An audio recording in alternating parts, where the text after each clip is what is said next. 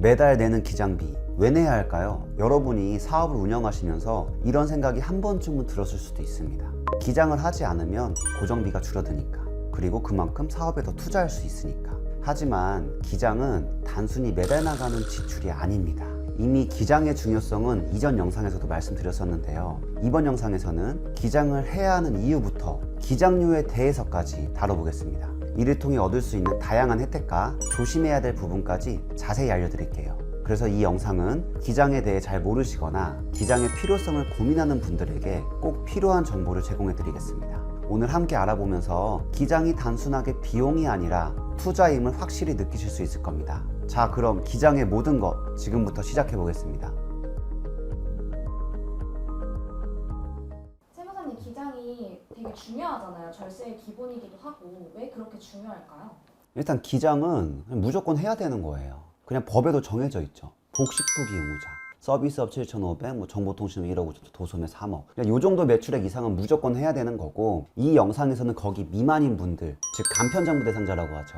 그분들이 기장을 꼭 해야 할까라는 거에서 이제 말씀드릴 건데, 자, 매출액이 복식부기 의무자에 미달하시는 사업자분들도 인건비 신고 있을 거고요. 부가세 신고해야 될 거고요. 소득세 당연히 납부하죠. 여기서 간혹 간이과세자는 소득세도 안 내신다고 생각하는 분도 많아요. 근데 이거 저번 영상에 말씀드렸듯이 간이과세자, 면세사업자, 일반과세자, 이게 사업자의 세 종류거든요. 이 세 종류는 오로지 부가세만 영향이 있는 거지 소득세는 다 똑같이 낸다 보시면 돼요. 그래서 일단 기장은 내가 들어가는 경비가 있는 경우, 혹은 경비가 없더라도 이런 분들 더 기장을 해야 돼요. 왜냐? 소득세가 많이 나올 거니까. 그런 분들에 대해서 이제 세무 관리를 하는 게 기장이라 보시면 됩니다. 그럼 월 매출 얼마 기준에서 세무 기장을 고려해야 될까요? 일단 법에서 정한 복식부기 의무자, 서비스업 7,500, 정보통신업 1억 5천, 도소매 3억 이상은 안 하면 가산세가 20% 있어요. 근데 그 미만인 분들은 안 해도 괜찮아요. 하지만 기장을 하면 세액공제 20%, 한도 100만 원으로 받죠. 그럼 이분들은 거의 기장료만큼 세액공제 받으면서 관리받는 거죠. 그래서 간혹 이렇게 질문하는 분들 많아요. 제 매출은 아직 구멍가게여서 세무 기장 해야 되나요? 라고 물어보는 많거든요. 그럼 구멍가게 기준 한번 볼까요? 자, 월 1,000, 1억 2천이죠. 그럼 간편장부 대상자예요? 순수익 1,000? 아닐 수 있죠. 1,000 발생하고 다 인건비 나가면 100만 원만 남을 수도 있잖아요. 구멍가게의 기준을 단순 경비율 대상자 라고 생각하시면 돼요. 그럼 이건 뭐냐? 기장을 안 해도 경비율을 업종마다 한 80%에서 90% 인정을 해줘요. 그럼 단순 경비율 적용 대상자의 기준이 뭐냐? 서비스업 1년에 매출 2,400만 원이 미만인 분들은 과세 간청도 이 사람은 구멍가게다. 너네 기장하지 마. 서비스업 2,400만 원, 정보통신업 3,600만 원, 도소매 4,800만 원이 단순 경비율 대상자예요. 이 이상인 분들은 구멍가게 아니에요. 내가 어떻게 하냐에 따라 세금을 준다고 보시면 돼요. 그 기준이 단순 매출이 아닌 경비율로 따져봤을 때 매출액이 2,400만 원. 그럼 진짜 구멍인데. 진짜 그런 사람들은 관리를 받을 필요가 없어요. 그냥 내가 1년에 2천만 원 매출 찍혔다. 경비를 한 80% 인정해줘요. 그냥 아무것도 안 해도. 근데 그 이상인부터는 기준 경비율 대상자예요. 그분들은 경비율 10%밖에 안 되죠. 내가 2천만 원 벌면서 10% 이상 쓸 거잖아요. 그럼 기장을 통해서 경비처리를 더 많이 해야죠. 왜 이 말씀 드리냐면 진짜 간혹 오시는 분들 중에 구멍가게라고 했을 때 제가 기준 말씀 깜짝깜짝 놀래요.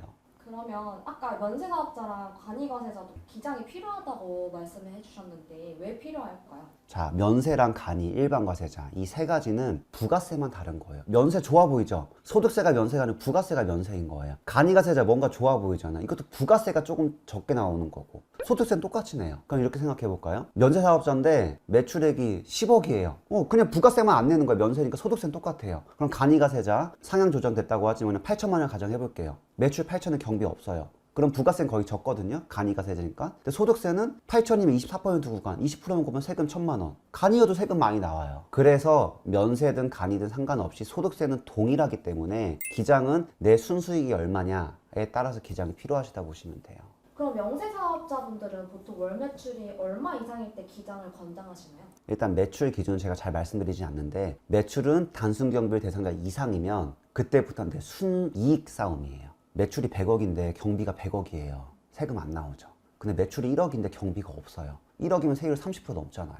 세금 3천만 원 나오죠. 그런 거 해야죠. 그러니까 매출로는 그냥 내가 구멍가게 기준에 속하나? 그 정도만 생각하시고 그 다음부터는 순이익 싸움. 왜냐면 순이익에 세율이 매겨지는 거니까. 그래서 제가 간혹 이런 분들 이렇게 말해요. 요새 인플루언서 분들 많죠. 경비 없어요. 그냥 내 자체가 수익원이에요. 그냥 내가 1억을 벌었어요. 그러면 만약에 제가 이렇게 말을 해요. 그 크리에이터분 만약에 고깃집을 했으면 지금 한 10억 정도 하는 고깃집이다. 고깃집은 10억 매출 일으키고 인건비, 임대료, 원자재 나가면 한 1억 남잖아요.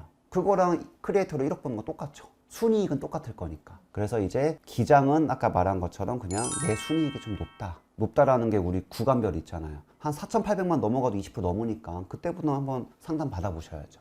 근데 많은 분들이 기장료를 부담스러워하는 경우가 많은 것 같아요. 기장료는 어떻게 구성이 되어 있고 왜 이런 가격이 구성이 되어 있는지 한번 설명해 주실 수 있어요? 제가 이제 이런 질문을 받으면 머리가 아픈 게 기장료가 지금 보통 10만 원 하잖아요. 20년 전에도 10만 원이었어. 20년 전에도. 그때 인건비 신입분들 오면 100만 원이었거든요. 지금은 두세 배 올랐죠. 물론 이건 저희 사정이긴 한데 그냥 기장료 10만 원이 부담된다 그러면은 이제 좀 힘들다 애초에. 근데 그래도 그냥 현실적으로 말씀을 드리면 자 10만 원 주시면 1년에 120만 원 주잖아요. 그것보다 세금이 줄면은 괜찮은 거죠. 그래서 우리가 기장료를 보면은 저렴한 것도 많고 비싼 것도 많잖아요. 그때 단순히 그 금액만 보지 마시고 이거는 지식 서비스죠. 제가 뭘 알려줬는데 이걸 제가 알고 있는 거 다 알려준 건지 체크를 못해. 계산기를 쌀 거면 좀 싸게 사는 게 좋잖아요. 근데 지식 서비스는 그런 걸 체크가 못 한단 말이에요. 그래서 값이 싼 거가 아니고 가성비가 좋은 기장을 해야 되죠. 그래서 기장료에 뭐가 포함되어 있냐면 단순 기장 플러스 세금을 줄여주는 관리가 들어간다 보시면 돼요. 단순히 기장하는 거는 그냥 카드 내역 보고 입력하는 그게 무슨 절세예요. 그걸로 그냥 6만 원 내고 하는 것보다 2배인 12만 원 내더라도 1년에 60만 원 더 내더라도 내 세금이 더 줄어드는 게 더 좋잖아요. 그래서 기장료를 선택할 때는 절대적인 금액은 보지 말고 아 이게 진짜 값이 그냥 싼 건가? 가성비가 좋은 건가? 어떤 서비스가 있지?를 보시면 돼요. 근데 일반적인 기장은 우리 보통 포함된 게 인건비 신고, 부가세 신고는 무료예요. 그러면 기장료가 체계가 뭐 6만 원짜리도 있고 8만 원짜리도 있고 10만 원짜리도 있고 여러 개가 있잖아요. 그럼 이 체계가 왜 달라지는 걸까요? 다 영업이죠. 일단 이렇게 모르시는 분들은 단돈 10,000원이라도 저렴하면 좋잖아요. 그러면 일단은 자 생각해보면 돼요. 기장은 사람이 하는 거죠. 사람 한 명이 6만 원짜리를 받으면 사무실 운영해야 되잖아요. 한 100개를 받아야 된다 가정해볼게요. 근데 10만 원이면 50개만 받아도 되죠. 근데 이건 지식 서비스잖아요. 퀄리티가 달라질 수밖에 없어. 한 사람이 100개 하는 거랑 한 사람이 50개 하는 거랑. 근데 이제 이걸 또 아셔야 돼요. 저렴한 기장료인데 가보시면 알겠지만 담당자가 수시로 바뀌어. PD님이 직원이라 하더라도 100개 하고 싶겠어요? 50개 하고 싶겠어요? 50개 하고 싶겠죠. 그리고 좀 더 심도 있게 일을 배우고 싶잖아요. 그럼 거기 저렴한 데는 가격으로 그냥 거래처를 계속 가지고 오기 때문에 직원의 이탈이 많다. 직원의 이탈이 많으면 뭐냐면 대표님의 사업체가 연속성이 없어요, 관리가. 일단 저도 시장과 타협을 한 거죠. 정말 단순하게 기장을 저렴하게 원하시는 분들은 저렴한 기장료 8만 원짜리가 있어요. 그거는 그냥 기장만 해드려요.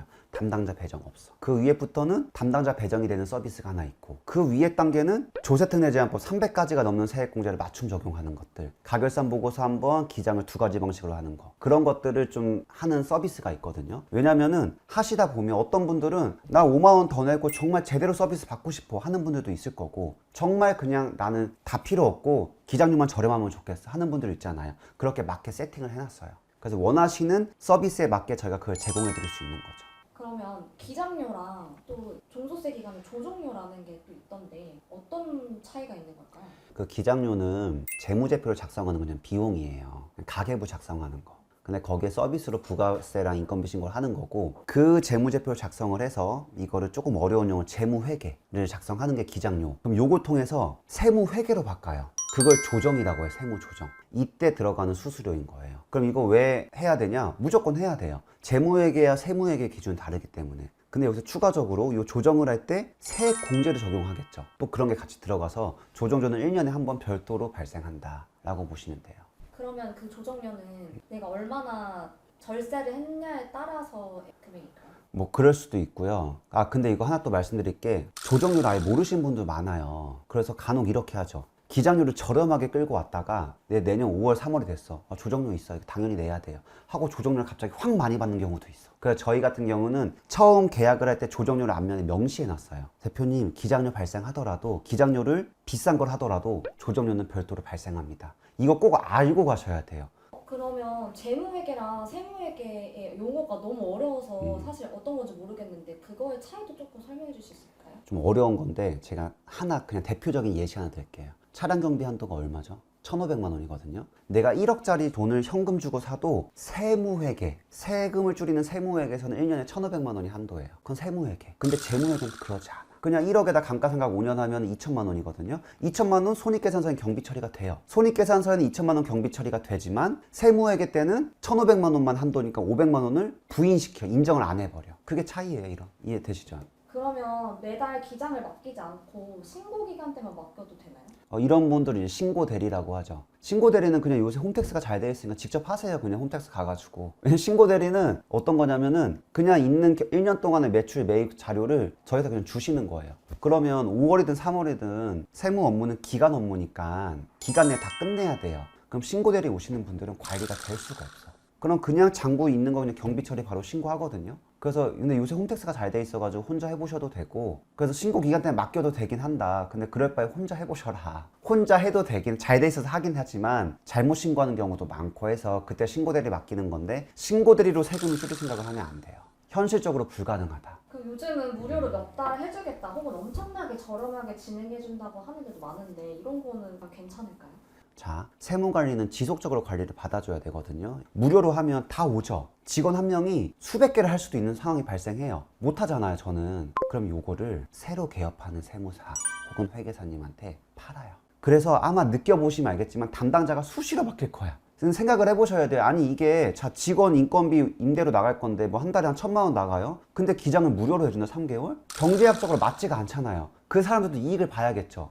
그 이익을 보는 게 거래처를 판다. 근데 제가 이걸 왜 말씀드리냐면 이런 경우 제가 실제로 많이 봤어요. 그래서 제가 이제 용기 있게 말씀드리는 거예요. 그 세금은 정말 죽어서도 따라가는 거잖아요. 그래서 이 세금을 줄이는 세무사를 선택할 때 기장료로만 절대 선택하지 마세요. 제가 몇 가지 좀 말씀드릴게요. 선택을 할 때 좀 좋은 팁들. 일단은 세무사랑 상담을 해야 돼요. 그리고 단순히 그냥 일반적인 뭐 경비 어떻게 쓰세요라는 게 아니고 내 업종에 맞는 절세 방법을 이분이 알고 있는지. 그리고 세 번째, 담당자가 또 중요해요. 세무사랑 맨날 얘기할 수는 없거든요. 담당자 교육이 잘 되고 있는지. 그럼 교육이 되고 있는지는 그냥 몇 마디 나눠보면 알아요. 몇 가지 질문만 해봐도 알고. 그 정도의 좀 상황을 보고, 근데 요거를 알 수 있는 가장 쉬운 방법은 한번 방문 오시면 돼요.